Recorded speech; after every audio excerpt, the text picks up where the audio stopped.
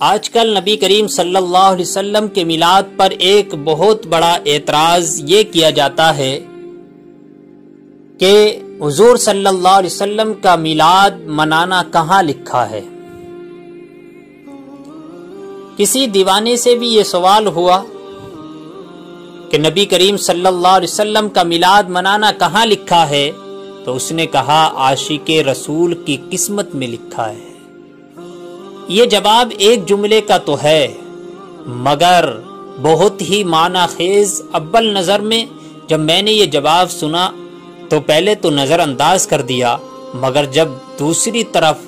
جو میلاد کا انکار کرتے ہیں ان کے اعتراضات، ان کے کارناموں پر نظر پڑی تو دیوانے کے اس جواب کی گہرائی کی تہ پہ تہ کھلتی چلی گئیں۔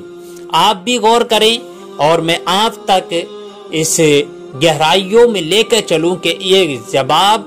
کتنا گہرائی میں لے کر جاتا ہے کہ میلاد منانا عاشق رسول کی قسمت میں لکھا ہے۔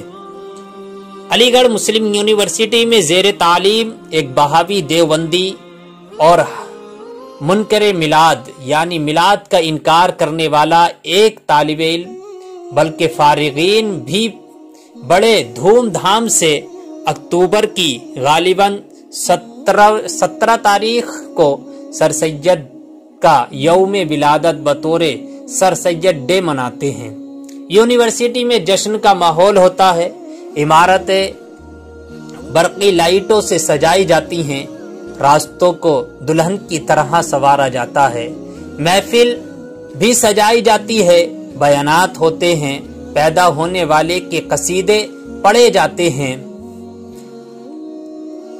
اور بھی بہت کچھ شرعی غیر شرعی ہوتا ہے۔ اس وقت بدعت دور کھڑے اداس ہو کر ان بہاوی مولویوں کی تکتی رہ جاتی ہے اور زبان حال سے کہتی ہے کہ بڑے کمینے لوگ ہو کہ تم لوگ محسن کائنات کی ولادت کا موسم آتا ہے تو میرا استعمال کر کر عاشقوں کو پریشان کرتے ہو، اور آج بدقسمتی کا مظاہرہ کرتے ہوئے ایک نیچری پھٹیچر کے جشن میلاد کے جشن میں رقص اور سرود میں مشغول ہیں، اور اس کا تم میلاد منا رہے ہو، اس کا جنم دن منا رہے ہو۔ سر سید احمد خان ایک علی گڑھ مسلم یونیورسٹی کا بانی ہونے کے ساتھ ساتھ نیچری فرقے کا بھی بانی تھا۔ اس کی پیدائش کا جشن اتنی دھوم دھام سے منانے والے جب رحمت عالم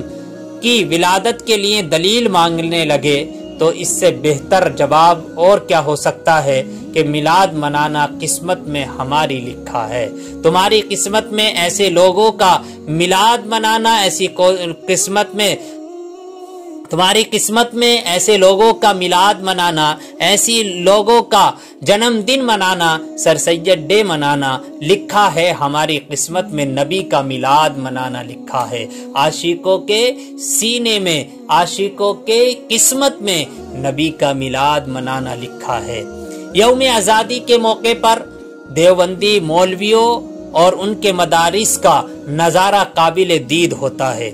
یہ دوسرا اعتراض، دوسرا اس کا جواب ہے، یعنی یہی لوگ جو کہ نبی کریم صلی اللہ علیہ وسلم کے میلاد پر اعتراض کرتے ہیں، اب آپ جب یوم آزادی کا دن آتا ہے تو یہی دیوبندی وہابی اور ان کے مدرسے کا نظارہ قابل دید ہوتا ہے۔ ادھر چند سالوں سے حکومت کے تیور بھی سخت ہوئے ہیں، مگر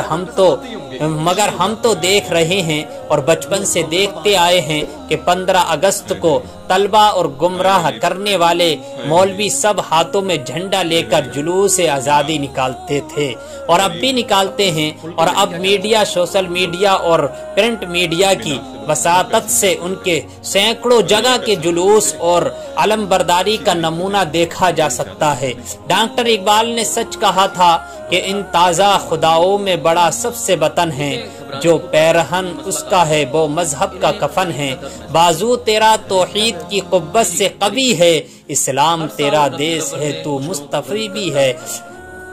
جھنڈا لہراتے ہوئے اور پورے شان و شوکت کے ساتھ جلوس آزادی کا اہتمام کرنے والے اگر میلاد کے جھنڈے اور جلوس کے بارے میں پوچھیں کہ یہ کہاں لکھا ہے تو انہیں یہی جواب دیا جائے کہ سب سے بہتر یہی جواب ہے کہ یہ عاشقان رسول کی قسمت میں لکھا ہے۔ تمہاری قسمت میں وہ لکھا ہے، ہماری قسمت میں یہ لکھا ہے۔ تیسرا، امام حرم اور ان کے مہمان بنے، یعنی جب امام حرم ابھی کچھ سالوں پہلے ایک امام حرم آئے تھے، اور وہ امام حرم جب ان کے مہمان بنے تو ہزاروں کے مجمع میں مرحبا مرحبا کا استقبال